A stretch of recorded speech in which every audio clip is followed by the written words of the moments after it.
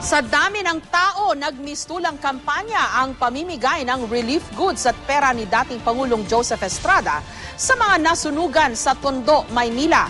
May ilan pang hinimatay sa tindi ng siksikan.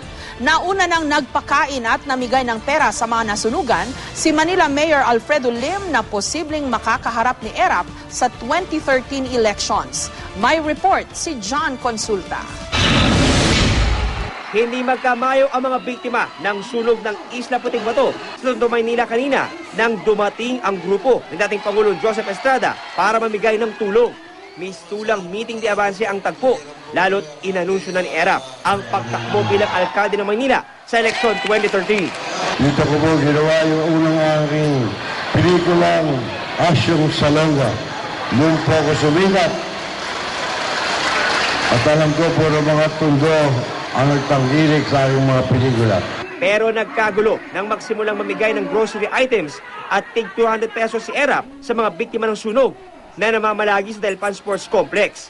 Ilang metro lang ang layo mula kay ERAP. Nagsimula na ang singitan, tulakan at siksikan sa dapat sana ay pila para sa senior citizens.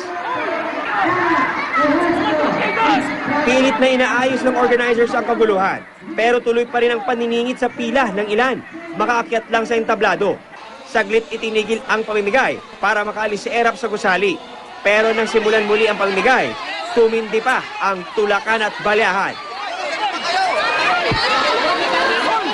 Sa gitna ng siksikan, may ilang evacuees na hinimatay habang nakapila. Tulad ng dalawang babaeng ito na ang isa, 5 buwang buntis pala. Tinanggi ng kampo ni ERAP na panunuyo na raw ito para sa eleksyon.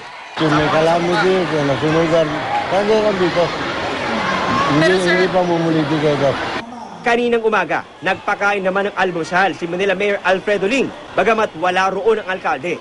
Nauna na rin namigay si Manila Mayor Alfredo Lim ng 100 pesos sa mga biktima ng sunog. Sa kabila ng kanilang paghihirap, tuloy pa rin ang buhay para sa mga nakakaraming evacuees na nakasilong ngayon dito sa Delpan Sports Complex. Pero marami sa kanilang umaasa na sana'y matugunan na ng mga otoridad ang kanilang pangangailangan para sa bagong matitirhan para kahit paano daw ay matuldukan na ang kanilang paghihirap na pinagdadaanan. Isa sa mga nagtitiis ang stroke victim na si Mang Rinaldo na hirap daw makakilos at natulog katabi ng mga basura ng evacuation center. Sa madulas, kaya hindi ko makalakad. Sana magkaroon lang kami ng sariling bahay. John Consulta, GMA News.